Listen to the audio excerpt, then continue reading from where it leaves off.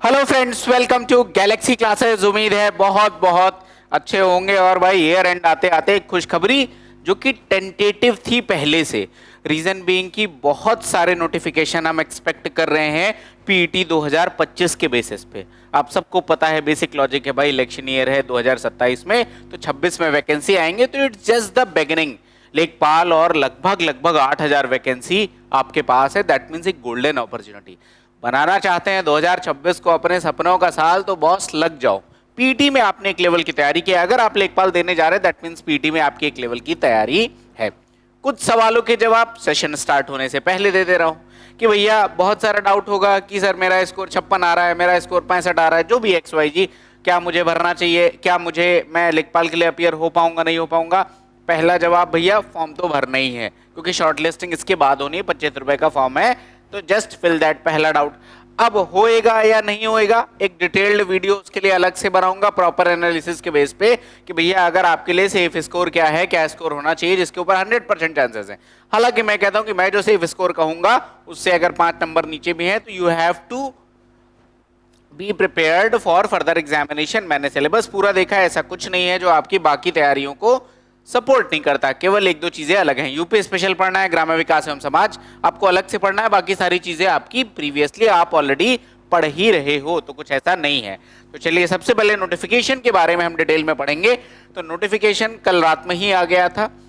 अब इसमें क्या कह रहे हैं भैया, ऑनलाइन आवेदन शुल्क जमा करने प्रारंभ होने की तिथि यानी कि 29 तारीख से ये सारा प्रोसेस आपका स्टार्ट हो जाएगा। और मैं हर फॉर्म में, ना जाने कितने नोटिफिकेशन के, और मैं हर फॉर्म में कहता हूं हर बार यही होता है भाई, 29 तारीख से फॉर्म है तो ऑलरेडी आपके पास अभी यहां पर इतना टाइम है कि आप एक एक एंट्रीज को, जो भी डिटेल्स हैं आपके पास पता होने चाहिए। अगर कोई डॉक्यूमेंट्स कंप्लीट नहीं है तो भाई अभी टाइम है, पहले बनवा लीजिए। नहीं तो मैं हर वैकेंसी में लास्ट में पूछता हूं कि सर सर्वर नहीं चल रहा है, क्या करें, क्या डेट बढ़ेगी। भाई इसके लिए जाना ही क्यों है जब ऑलरेडी इतना टाइम दे रखा है। दैट मीन्स जो भी डाउट्स हैं, जो भी डॉक्यूमेंटेशन है, try completing all those documentation and doubts in next 15-20 days. अगले 15-20 दिनों में भैया तैयारी कर लो और उसके बाद लग जाओ, कमर कस लो। 2026 सपनों को उड़ान देने वाला 2026 होगा। तो स्टार्ट करते हैं भाई। यहां पर ये हो गया, ये शुल्क और संशोधन।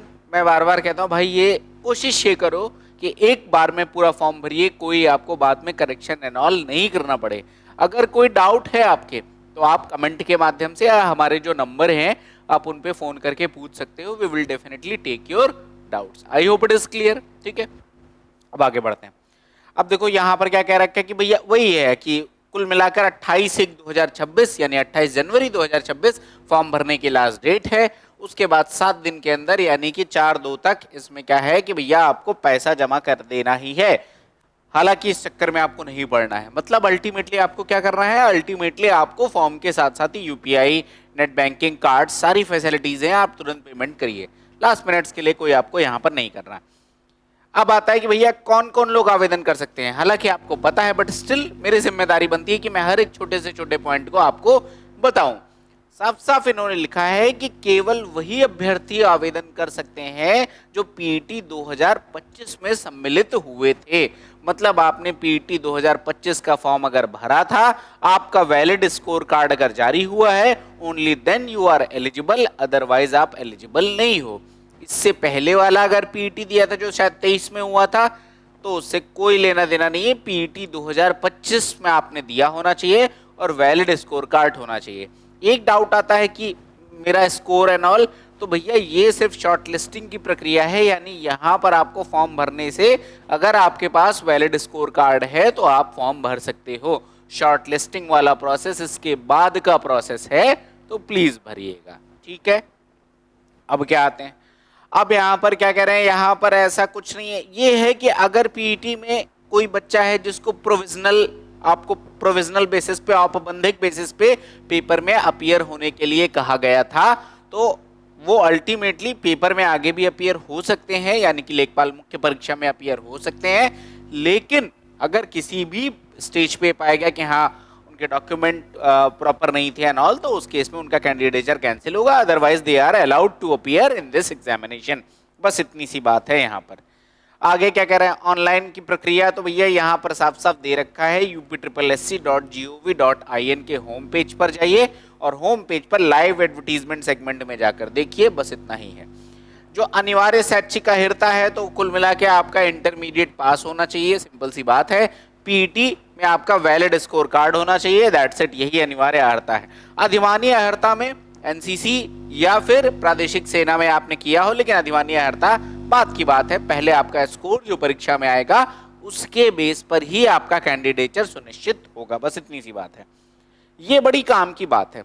अगर आप ऐसे जो उम्र है वो 18 से 40 वर्ष है, ठीक है, लेकिन अगर आप किसी कैटेगरी का एडवांटेज ले रहे हैं, SC ST category, OBC category, या फिर आप किसी और मान लीजिए कि फिजिकल डिसेबिलिटीज की वजह से, स्पेशल एबिलिटीज की वजह से अगर आप कोई एडवांटेज ले रहे हैं, तो उस केस में आपका डॉक्यूमेंटेशन पूरा होना चाहिए। जो निर्धारित प्रारूप आयोग की तरफ से दिया हुआ है उस प्रारूप में आपके सर्टिफिकेट बने होने चाहिए। प्रारूप आपको इसके फॉर्म के इस नोटिफिकेशन के लास्ट में भी मिल जाएगा, तो आप वहां से भी देख सकते हैं। एक डाउट आता है जो बहुत सारे लोगों का है, जो हमारे यूआर कैटेगरी से भाई है, अगर आप ईडब्ल्यूएस कैटेगरी से भर रहे हो, क्योंकि देखिए ओबीसी में जो क्रीमिलेयर वाला क्राइटेरिया होता है वैसे ईडब्ल्यूएस में भी कि भाई एनुअल इनकम 8 लाख से ज्यादा नहीं होनी चाहिए, या फिर कुछ जमीन का क्राइटेरिया है, तो उस केस में इन्होंने कहा है कि इस वित्तीय वर्ष का ही होना चाहिए। इन्होंने ये कहा है कि अगर आप ईडब्ल्यूएस का कैटेगरी का एडवांटेज ले रहे हैं तो 1 अप्रैल 2025 से लेकर 28 जनवरी 2026, यानी फॉर्म भरने की लास्ट डेट जो कि 28 जनवरी 2026 है, और पिछले फाइनेंशियल ईयर की शुरुआत जो कि 1 अप्रैल 2025 है, इनके बीच में ही आपका ईडब्ल्यूएस सर्टिफिकेट बना होना चाहिए। केवल वो तभी मान्य है, अदरवाइज वो मान्य नहीं है, सिंपल सी बात है। तो आपको अपना डॉक्यूमेंटेशन अगर इस टेन्योर के बीच में आपने बनवा रखा है तो बहुत अच्छी बात है, अदरवाइज अभी से भी आपके पास मोटा मोटा 1.5 महीने है तो आप बनवा सकते हैं। लोकवाणी से बन जाता है, आज की डेट में ज़्यादा दिक्कत नहीं है, तो आप बनवा लीजिए। अभी भी आपके पास फॉर्म भरने के लिए भी 12-13 दिन है, तो आप अभी से अगर आज से ट्राई करोगे तो बन ही जाएगा फॉर्म स्टार्ट होने तक ही। बाकी आपके पास 28 जनवरी तक का टाइम है, तो जो ईडब्ल्यूएस वाले भाई हैं प्लीज ध्यान रखिएगा इस बात का, क्योंकि ये बहुत जरूरी पॉइंट है, ठीक है। आगे क्या कह रहे हैं, अब ये कह रहा है कि भाई लॉगिन कैसे करना है, तो जो आपका पीईटी का रजिस्ट्रेशन नंबर था, जो आपने पेट की परीक्षा दिया था, तो पेट के रजिस्ट्रेशन नंबर के साथ उसका लॉगिन करना होगा, और जब लॉगिन आप करेंगे तो कैसे वेरीफाई होगा, आपके पास ओटीपी आएगा, आप ओटीपी से वेरीफाई कर देंगे, फिर आपका लॉगिन हो जाएगा। जब आप लॉगिन करेंगे तो आपका जो एक प्री फिल्ड डेटा आपके पास, जो आपने पीईटी भरते टाइम लिया था, वो सारा डेटा आपके पास पहले से भरा हुआ आ जाएगा। कुछ एडिटेबल फील्ड्स होंगी, कुछ आपको फिर से भरना होगा, वो आपको फॉर्म के टाइम पे दिख जाएगा, और कुछ नहीं है, ठीक है। अब यहाँ पर क्या कह रहे हैं, शैक्षिक योग्यता में यस नो का विकल्प है, मैंने शैक्षिक योग्यता बता दिया है, तो इसमें ऐसा कोई डाउट वाली बात है नहीं। इन्होंने एक ही बात को 4-4, 5-5 बार कहा है, तो मैं आपको इन शॉर्ट सारी चीजें डिटेल में कवर कर रहा हूँ। पीटी 2025 में क्या कह रहे हैं, फोटो और हस्ताक्षर, कई बार इसमें गलती होती है इसलिए इसको मैंने हाईलाइट किया है कि पीटी 2025 में अपलोड की गई फोटो और हस्ताक्षर स्वतः प्रदर्शित होंगे। तो मतलब आपने जो फॉर्म भरते टाइम पेट के लिए जो भरा था वो एज इट इज रहेगा। अगर इसमें कोई संशोधन या परिवर्तन, अभ्यर्थी द्वारा इसमें कोई संशोधन अथवा परिवर्तन नहीं किया जा सकता, ठीक है। बस आपको क्या करना है कि यहाँ पर व्यू करने के बाद कंटिन्यू का बटन क्लिक करना है, तो आपने तब परीक्षा दिया है तो आपको कोई दिक्कत की बात यहाँ पर नहीं है।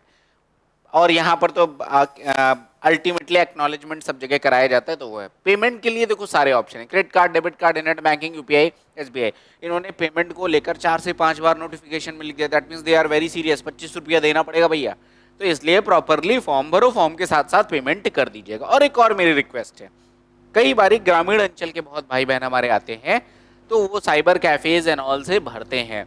पहली बात, अगर आपके पास कोई ऐसा सोर्स नहीं है कि आप खुद से नहीं भर पा रहे हो, तो मेक श्योर करिएगा किसी भी कैफे वाले से या फिर किसी भी जन सुविधा केंद्र से अगर आप भरवा रहे हैं तो मेल आईडी और फोन नंबर आपका होना चाहिए, दिस इज मैंडेटरी। कई बार बच्चे गलती करते हैं, रियल एग्जांपल्स बता रहा हूं कि लोगों ने कैफे वाले भैया का ही पता चला मेल आईडी डाल दिया, ओटीपी उस पे आ रहा है, तो ये चीज गलती बिल्कुल मत करिएगा। अपनी मेल आईडी, अपना फोन नंबर आपको डालना है, और अगर पॉसिबल है तो आप खुद से भरिए, फोन से भी फॉर्म भरे जा सकते हैं, ऐसी कोई दिक्कत की बात यहाँ पर नहीं है। तो तो प्लीज इसका ध्यान रखिएगा, ठीक है। बस यही एक काम की बात थी। यहाँ पर शुल्क के बारे में मैंने आप सब कुछ बता ही दिया है, तो इसके बारे में मैं कुछ है नहीं। अल्टीमेटली शुल्क आप जब जमा करोगे वेरीफाई का पेज आ जाएगा, फॉर्म डाउनलोड कर लीजिएगा, और कुछ यहाँ पर ऐसा नहीं है काम की बात। अब क्या कर रहे हैं, देखो फीस के बारे में भैया आपको अल्टीमेटली क्या है यहाँ पर दे रखा है, 25 रुपए आपको देने हैं, कैटेगरी कोई भी हो, सिंपल सी बात है। तो ये ऑनलाइन प्रक्रिया शुल्क सबको देना है, किसी कैटेगरी के लिए कोई यहाँ पर एग्जाम्पशन नहीं है। अब कह रहे हैं मुख्य परीक्षा हेतु शुल्क का भुगतान केवल मुख्य परीक्षा हेतु शॉर्टलिस्ट किए गए अभ्यर्थियों द्वारा अलग से किया जाना होगा। मतलब क्या है, मैंने कहा कि अगर आपके पास पीईटी का वैलिड स्कोर कार्ड है तो आप ये फॉर्म भरने के लिए एलिजिबल हो। अब इसके बाद फिर फाइनल कितने, जैसे लगभग 7,994 वैकेंसी, मतलब 8,000 वैकेंसी। अब आयोग डिसाइड करेगा कि उनको 10 गुना लोग बुलाने हैं, 15 गुना लोग बुलाने हैं, 20 गुना लोग बुलाने हैं, ऐसी कोई जानकारी यहाँ पे नहीं है। मैं एक मोटा मोटा कि मान लो कि 15 गुना लोग बुलाने हैं, तो मोटा मोटा 1,20,000 कैंडिडेट्स को ही शॉर्टलिस्ट किया जाएगा। 1,20,000 कैंडिडेट्स को जब शॉर्टलिस्ट किया जाएगा तो कुछ लोग तो जिन्होंने यहाँ पर ये फॉर्म भरा होगा वो इससे क्या हो जाएंगे, डिस्क्वालीफाई हो जाएंगे। उसके लिए फॉर्म की फीस दोबारा अलग से भरनी होगी, जनरली इट इज 125 रुपीज, तो वो बाद में भरनी होगी। अभी फिलहाल ये 25 रुपए आपको देने हैं। और इसीलिए मैं कह रहा हूँ कि भैया अगर वैलिड स्कोर कार्ड है, अब किसी का स्कोर बहुत ही डाउन है तो आप देख सकते हो मत भरो, कोई पार्ट नहीं। लेकिन अगर आपको लग रहा है मेरा बाउंड्री लाइन है, होगा नहीं होगा, तो भाई भरो, 25 रुपए की बात है, भर दो, बाकी जो होगा देखा जाएगा। तो आपको इस हिसाब से ही अपना काम करना है, ठीक है। फॉर्म का प्रिंट आउट जरूर लेना। अल्टीमेटली देखो प्रिंट आउट कहां तक सुरक्षित रखोगे, फॉर्म का प्रिंट निकालो, प्रिंट करके अपनी मेल आईडी पे अपने फोन में उसकी पीडीएफ सेव कर लो, जरूरत पड़ सकती है, इसलिए करिएगा। बाकी यहाँ पर कुछ नहीं है, ये सब सारी चीजें तो सिंपल हैं, इसमें कुछ ऐसा है नहीं। अगर इन केस की फॉर्म भरने की लास्ट डेट के बाद भी आपने पाया कि साहब कुछ मिस्टेक हो गई है, मतलब आपने फॉर्म भर दिया, प्रिंट आउट निकाला, पाया कि कुछ मिस्टेक हो गया, हालांकि नहीं होनी चाहिए, तो उस केस में पहली बात तो है कि संशोधन क्या क्या हो सकता है ये भी देख लो। तो एक तो करस्पॉन्डेंस एड्रेस आपका संशोधित हो सकता है, फर्स्ट पॉइंट। दूसरा ईडब्ल्यूएस या फिर अदर कोई आप कैटेगरी एडवांटेज जैसे ले रहे हैं, वो अन्य व्यक्तिगत विवरण जो भर रहे हैं इनमें भी चेंज हो सकता है।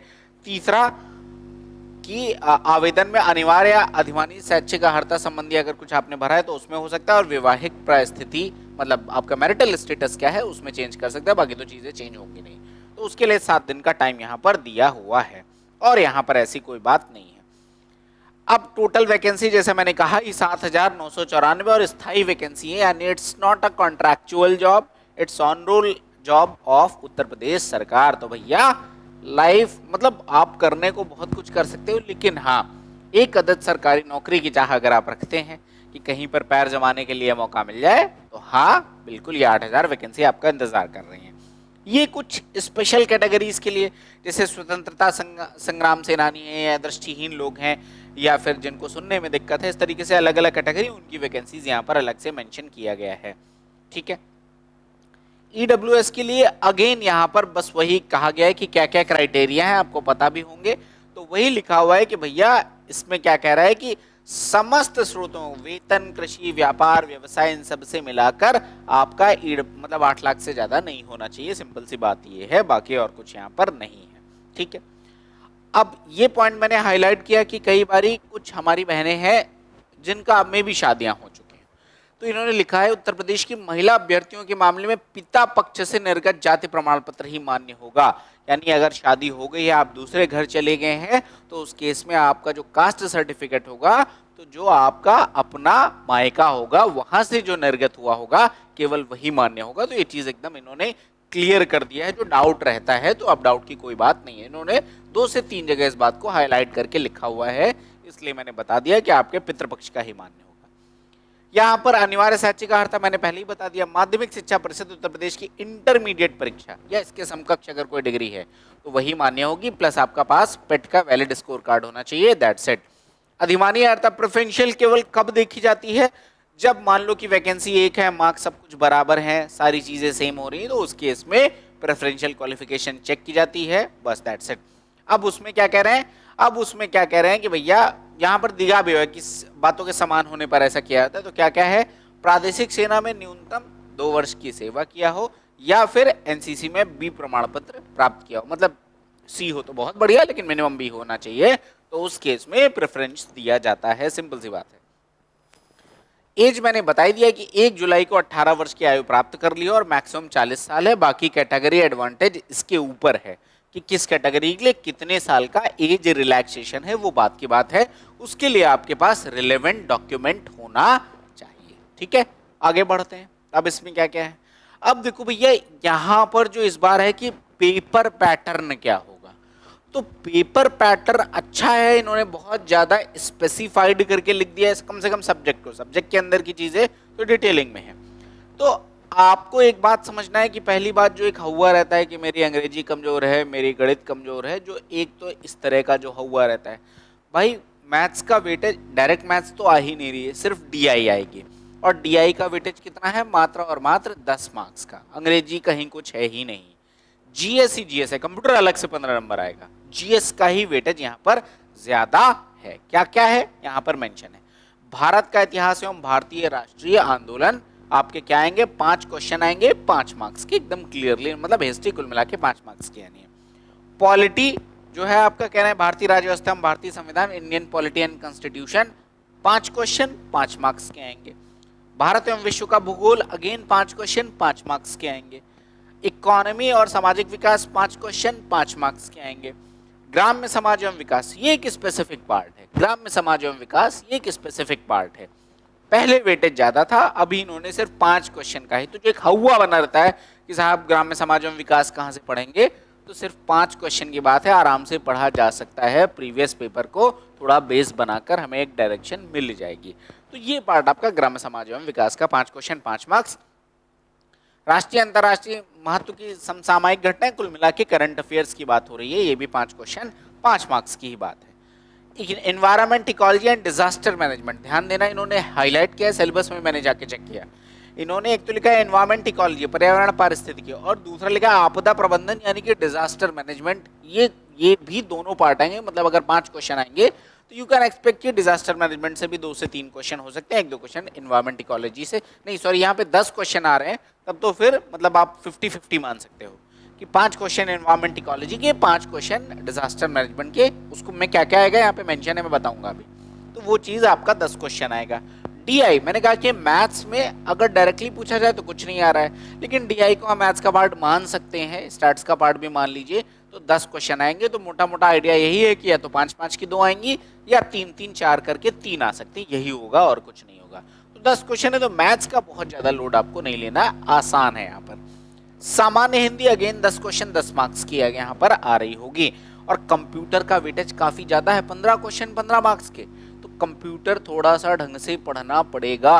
और आगे क्या है, उत्तर प्रदेश राज्य से संबंधित सामान्य जानकारी 20 क्वेश्चन, यानी यूपी स्पेशल 20 नंबर का आएगा, तो वो आपको ढंग से पढ़ना होगा। तो अगर आप पेपर देखो, यूपी स्पेशल 20 मार्क्स का, ठीक है, कंप्यूटर 15 मार्क्स का 35 नंबर हो गए, 10 मार्क्स की गणित हो गई 45 नंबर हो गए, 10 मार्क्स का आपका क्या होगा यहाँ पर, हिंदी हो गया, 55 नंबर तो सिर्फ यहाँ से आ गए।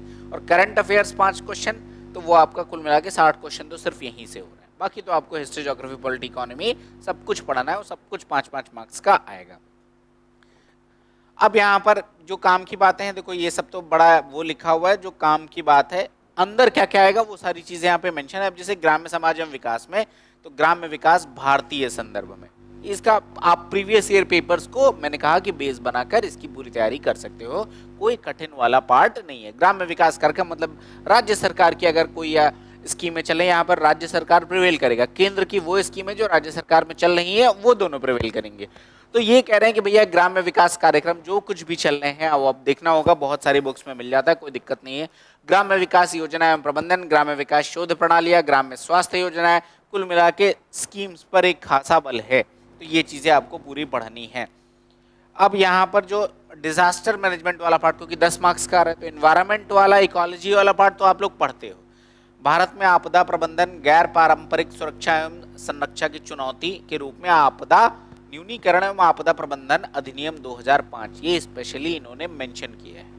एनडीएमए के बारे में, या फिर एसडीएमए के बारे में, या फिर एनडीआरएफ के बारे में, या फिर एसडीआरएफ के बारे में, ये इनकी कार्यप्रणाली क्या है ना, ये सब कुछ आपको पढ़ना है। तो हाईलाइट किया है, तो फिर आपके पास एक एक डायरेक्शन क्लियर है कि भैया मेरे को क्या पढ़ना है। तो ये चीज़ भी यहाँ पर आपका मतलब छोटी छोटी चीज़ें हैं, लेकिन आपका ऐसे कंपटीशन में जब आप देख रहे हो कि इतनी सारी प्रॉब्लम्स हैं जॉब को लेकर, तो भैया एक एक नंबर आपका प्रिवेल करेगा। आप कुछ भी स्किप नहीं कर सकते, आपको अच्छा स्कोर करना ही पड़ेगा। डीआई सिंपल है, डीआई 10 क्वेश्चन आएंगे, करा दिया जाएगा। वही लाइन चार्ट है, पाई चार्ट है, मिसलेनियस है, मिसिंग डीआई है। तो जो यूपी पेट के प्रीवियस पेपर हैं या फिर यूपी ट्रिपल एस सी के प्रीवियस पेपर है, उतना ढंग से कर लोगे काम बन जाएगा, अलग से कुछ करने की जरूरत नहीं है। हिंदी में मैंने कुछ पार्ट को हाईलाइट किया कि देखो, शासकीय अर्धशासकीय वैयक्तिक एवं व्यावसायिक समस्याओं के निराकरण हेतु संबंधित पत्र, कार्यालय आदेश, अधिसूचना, मतलब यहाँ पर पत्र वाले एक पार्ट को इंट्रोड्यूस किया गया। तो we can expect out of 10 question, एक या दो क्वेश्चन यहाँ से आ सकते हैं। तो ये वाला पार्ट आपको पढ़ना है। बाकी तो जो नॉर्मल हिंदी आती है वही है, यहाँ पर कुछ ऐसा यहाँ पर नहीं है। कंप्यूटर का इन्होंने अलग से मेंशन कर रखा है कि कंप्यूटर में क्या आएगा, क्योंकि 15 मार्क्स का वेटेज है, एक इंडिविजुअल सेगमेंट के तौर पे हाईएस्ट वेटेज आप, या फिर यूपी स्पेशल का 20 क्वेश्चन का। तो यहाँ पर आपका काफ़ी काम की बातें हैं, मतलब हम सब कुछ कराएंगे ही, हमारे यहाँ जो बैचेज होंगे एंड ऑल, तो वो सब कुछ आपको यहाँ पे मिल ही जाएगा, कोई दिक्कत यहाँ पर नहीं है। उत्तर प्रदेश का क्या क्या आएगा, तो ये सब कुछ मेंशन है। कुछ कुल मिलाकर आपके पास सबसे पहले PYQs की एनालिसिस, जितने भी यूपी ट्रिपल SC के पेपर हैं या फिर लेखपाल के PYQs हैं, इनको तो सबसे पहले करना है। मतलब पहला 15-20 दिन 25 दिन में इनको फिनिश करिए, तो आपके पास एक क्लियर डायरेक्शन आ जाएगा। फिर बाकी चीजें बची हुई आपको कवर करना है, दैट्स इट। सेम बात को यहाँ पर अंग्रेजी में लिखा गया है, तो ऐसी कोई दिक्कत की बात यहाँ पर इस अंग्रेजी में पढ़ने के लिए अलग से कोई मतलब नहीं है। अगर किसी का डाउट है तो प्लीज पूछ लीजिएगा। यहाँ तक तो सब कुछ हो गया, हमने सारी बातें डिस्कस कर ली है। लिखित परीक्षा के संबंध में तो कुल मिलाकर यहाँ पर बड़ी सिंपल सी बात किया गया है, वो ये कहा गया है कि जो पीईटी 2025 का नॉर्मलाइज्ड स्कोर आएगा, उस नॉर्मलाइज्ड स्कोर के बेसिस पर शॉर्टलिस्टिंग ऑफ कैंडिडेट्स किया जाएगा। यहाँ पर ये इन्होंने बात लिखी हुई है। अब यहाँ पर क्या कहा गया, इन्होंने ये नहीं बताया कहीं पर कि कितने गुना अभ्यर्थियों को यहाँ पर बुलाया जाएगा। तो मैंने कहा कि आप भैया तैयारी में लग जाओ, कम से कम जो जेनरिक पार्ट है, जैसे यूपी की अगर तैयारी कर रहे हो, कोई भी अभी होमगार्ड की भी वैकेंसी चल रही है, यूपीएसआई भी आने वाली है, मतलब अब तो डेट ही आ गई है। तो अगर आप कॉमन कैंडिडेट हो तो आपको हिंदी पढ़ना ही है, आपको जीएस पढ़ना ही है, तो आप पढ़ते रहिए, ठीक है। आगे बढ़ते हैं। और 2026 में और भी वैकेंसीज हम एक्सपेक्ट कर रहे हैं जो पीटी 2025 के बेस पे आएगी। तो भैया लगे रहो, ढंग से लगे रहो, ठीक है। अब यहाँ पर वही चीज़ मैंने हाईलाइट कर दी, ऑलमोस्ट फिनिश होने वाला है कि भैया अगर कोई फीमेल कैंडिडेट है, शादी हो गई है, तो आप देख लो कि आपका जो पिताजी का घर था वहाँ से जो आपका जाति प्रमाण पत्र बना है वही आपका मान्य होगा, ना कि ससुराल से। ये एक डाउट आता है, दो तीन जगह इन्होंने मेंशन किया हुआ है। अब यहाँ पर ये है कि अगर आप मतलब कोई स्पेशल कैटेगरी है, भूतपूर्व सैनिक है, स्वतंत्रता संग्राम सेनी है, शारीरिक रूप से दिव्यांग है, तो भैया कुल मिला के आपके पास उसका प्रमाण पत्र अवेलेबल होना चाहिए, सिंपल सी बात है। शारीरिक रूप से अगर कोई अक्षमता है तो उसका भी आपके पास प्रॉपर प्रेस्क्राइब्ड फॉर्मेट में डॉक्यूमेंटेशन होना चाहिए, बस इतनी सी बात है। और क्या कह रहे हैं यहाँ पर, तो ऐसा कुछ भी बात नहीं है। ये आपका ये दे रखा है कि जो डेट ऑफ बर्थ है जो आपके हाई स्कूल के मार्कशीट में मेंशन है, केवल वही मान्य होगी। ये सब जगह ही वही होता है। बाकी आपको परीक्षा की तिथि, समय, परीक्षा केंद्र, ये सब कुछ आपको एडमिट कार्ड में दिया जाएगा, रोल नंबर एंड ऑल, तो वही बात है, यहाँ पर ऐसा कुछ नहीं है। और अगर आपने एक से अधिक आवेदन कर दिए हैं तो वहां पर कैंसिलेशन हो सकता है। क्या कह रहे हैं, अभ्यर्थी द्वारा एक से अधिक आवेदन करने की दशा में अंतिम सबमिट किया गया आवेदन ही स्वीकार्य होगा, शेष सभी आवेदन निरस्त माने जाएंगे।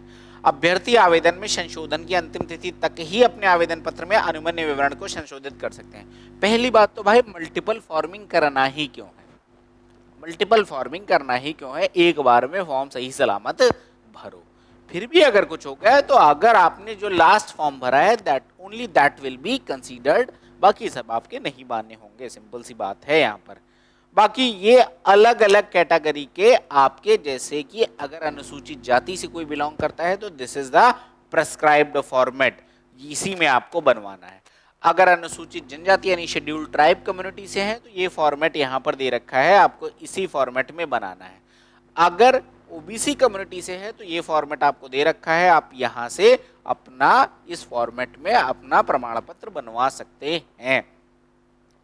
उसके बाद यहाँ पर क्या कह रखा है कि यहाँ पर फिलहाल तो आर्थिक रूप से यानी ईडब्ल्यूएस कैटेगरी के लिए कोई है तो उनका भी यहाँ पर आपको दे रखा है।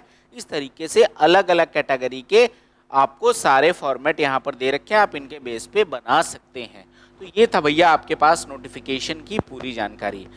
अब अगर कोई डाउट रह गया है, कोई दिक्कत रह गई है, आपको लग रहा है कि साहब मेरा ये व्यक्तिगत डाउट है, तो आप कमेंट सेक्शन में लिख दीजिएगा, हम डेफिनेटली आपके डाउट्स को आंसर करेंगे। आप अपनी मेल आईडी डाल सकते हो, आप अपना नंबर डाल सकते हो, तो हम खुद ही आपको कॉल कर लेंगे ताकि आपके अपने डाउट्स भी क्लियर हो जाएं। और अभी इनफ टाइम है, तो भैया अपना डॉक्यूमेंटेशन पूरा करिए और लग जाइए तैयारी में। 2026 आपके सपनों का 2026 होने वाला है। 8000 वैकेंसी, फाइन इनफ वैकेंसीज हैं, तो लगे रहिए। मैंने कहा कि एक डाउट आएगा जो सबसे कॉमन डाउट है, सर मेरा 55 नंबर है, मेरा 60 नंबर है, क्या होगा? भैया तैयारी में लगे रहो, उसका एक डिटेल्ड वीडियो कि क्या होगा सेफ स्कोर, लेकिन उससे 3 4 5 नंबर नीचे भी हो तो मतलब आपको प्रिपेयर करना चाहिए। अभी हमें नहीं पता कि कितने गुना कैंडिडेट्स को बुलाया जाएगा, तो आपको उस अकॉर्डिंगली प्रिपेयर करना चाहिए। आई hope it is absolutely loud and clear. तो बस यहीं पर हमारा ये वीडियो होता है फिनिश। कोई डाउट हो तो कमेंट सेक्शन में लिखिएगा, हमारी टीम डेफिनेटली आप तक रीच आउट करेगी और आपके हर एक डाउट का प्रॉपर जवाब देगी। सो थैंक यू और तैयारी करते रहिए। Wishing you good luck.